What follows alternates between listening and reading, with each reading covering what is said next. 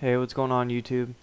Alright, I'm going to teach you guys how to make a map in Alien Swarm, and we're just going to start off with a very basic one. And in case you didn't know, I'm going to teach you guys how to download it first, just because I'm sure somebody won't know, and better safe than sorry.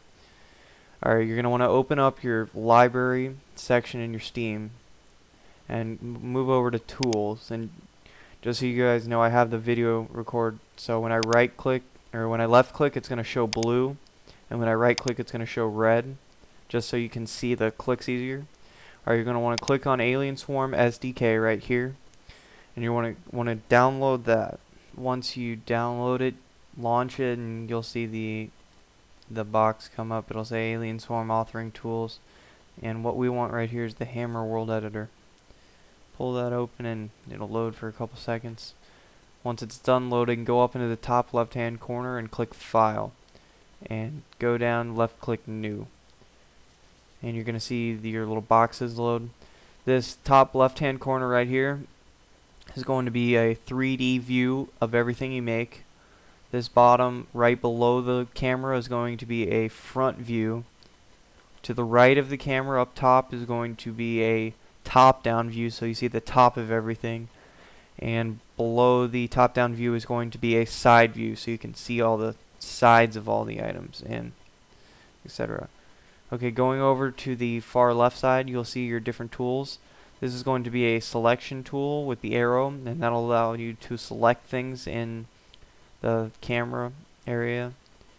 And the entity tool, which allows you to make things such as spawn points, props, doors, spawners, you name it, it's probably in there. And the block tool allows you to make things such as triggers, blocks, floor, walls, all that, all the basic like structures as in the you use for the block tool. And then you can put your textures on here, and I'll explain those in a little bit. Alright, we're gonna make sure that all these are set up right. Sometimes they can set up weird for the first time you launch Hammer. So left click in the camera area, click View, and look for 3D texture polygons. Click that.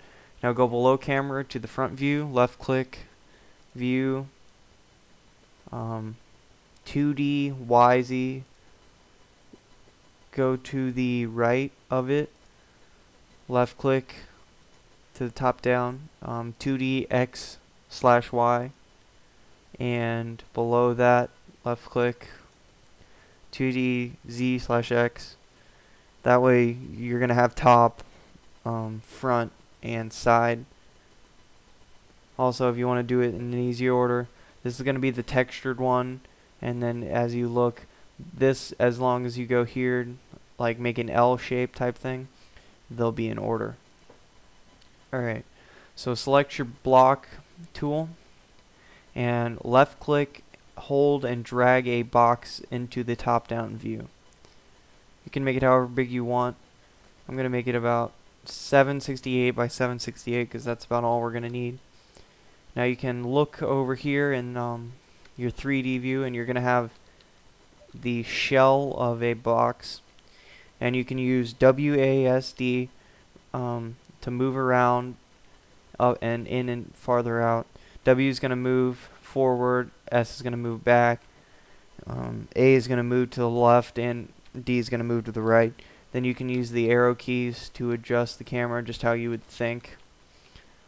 Alright, now you can see each window you can do different things. The top view, you can move it around, and then you can use the different the boxes to make it bigger or smaller, adjust the side, etc. This the front view, you can make it bigger, and the side view you can do pretty much the same thing as the front, it's just a different view.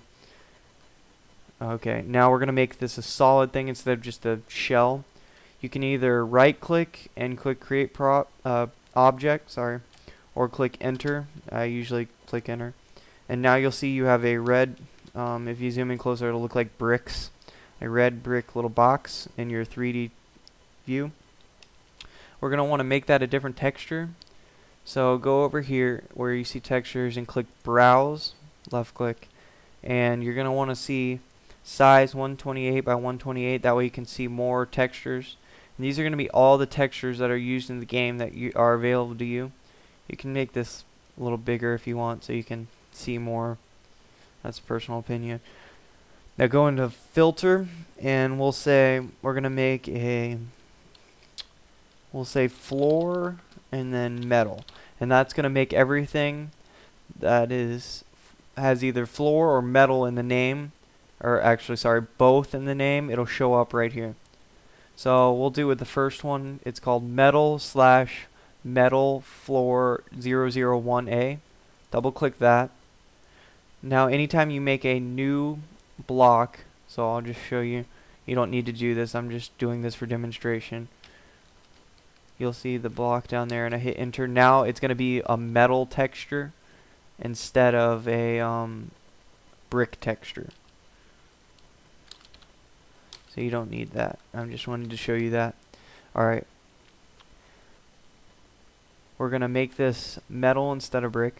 So you can either click on it, and I like clicking in the 3D.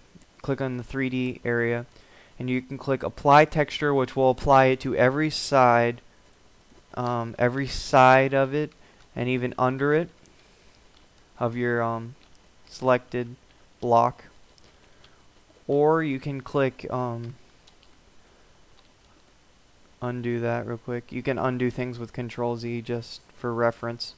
Or you can click apply toggle texture application and look for the one you just selected.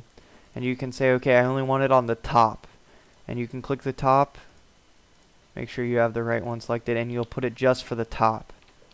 For the most part, I just recommend using the one that selects the whole thing and applies it. So the one that's apply current texture, it's the lower one. Alright, now you have your thing textured right. Click the select area and just get it unhighlighted. Go back to the entity tool and click in your world, and you'll get a little spawn point. It'll look like this little green guy with the glasses and goatee. I believe he's the Half-Life 2 guy. And as long as this area right here is set to info underscore player underscore start, you're always going to spawn a spawn point for the Marines. And it's always going to be like that. You can change it under to whatever. Say you're using props more, you can change it to a prop. But that doesn't matter right now.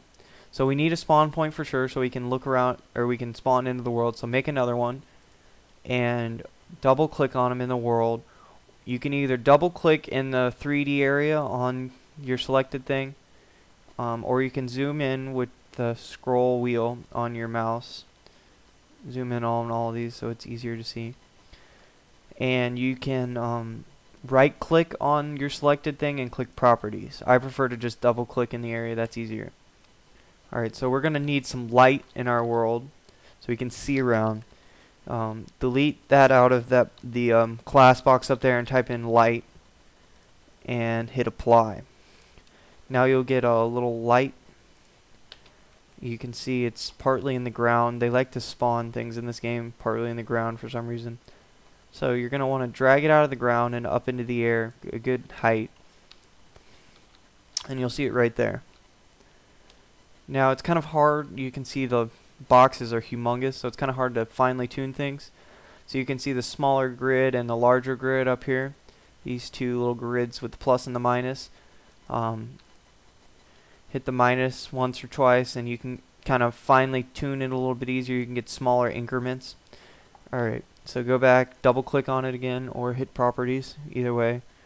And go into brightness and pick color. So I'm a blue person, so I'm going to get a nice blue in here. So I'll go about right there, and you're going to need to drag this down, and you can change kind of the hue of the blue. So we'll get right about there. And otherwise it's just going to be a white color, and that's not going to do you any good. So say you really like this color, you can click add to custom colors and it'll be right there. So you can make more things with that color. Hit OK and you'll be back here.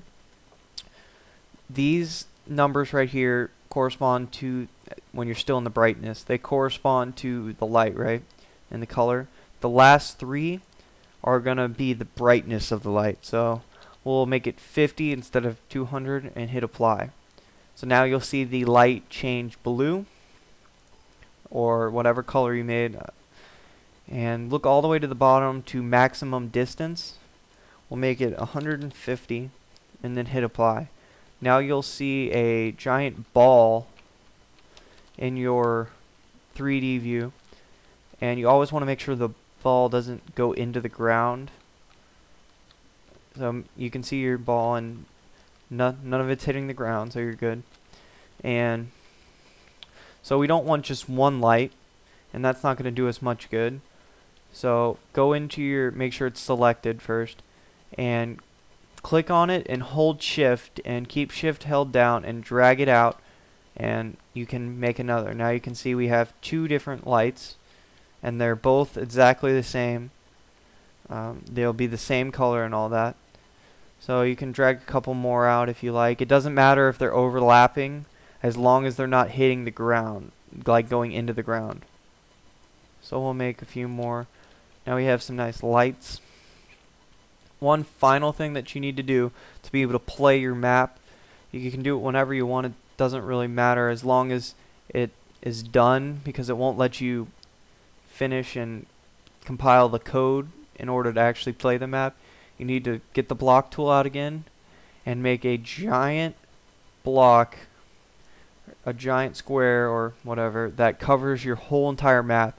So since we just have this basic area right now, it's just going to be that, but you need to make sure when you're done it covers the whole thing. And go out here into your other your side and your front and make sure you cover the whole entire thing, like none of it is sticking out or any of that. Alright, so you can see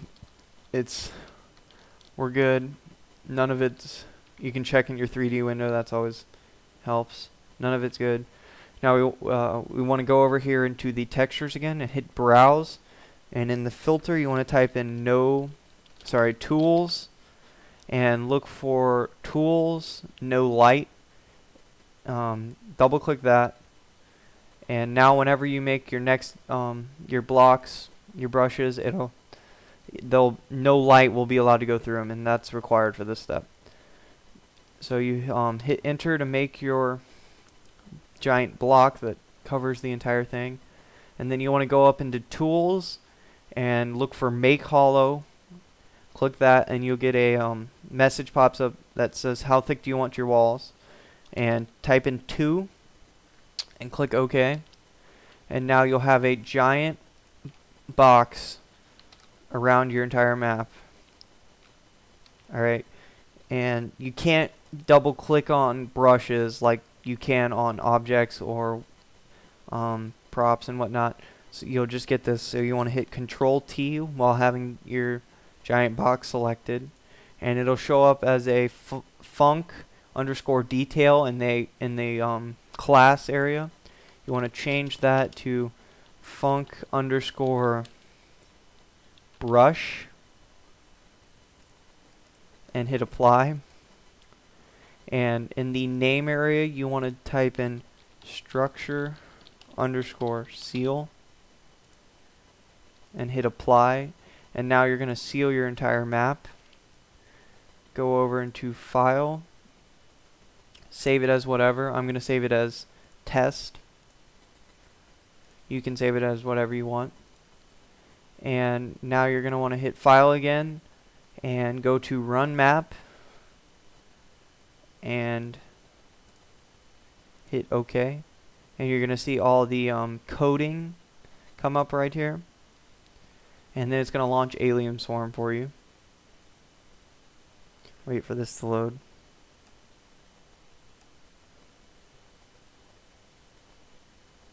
Loading. Pick your character, and until you set it, it's not going to make you use a tech. I'll show that in a later video. And now you'll see we have our area. Sorry, it's a little laggy because I'm recording this. And our area with the blue lights, and everything works. And because we haven't made any walls or anything, you can jump off, which is always kind of fun. Throw some flares. You can see where the edge of the little area is, and there you go. There's your map.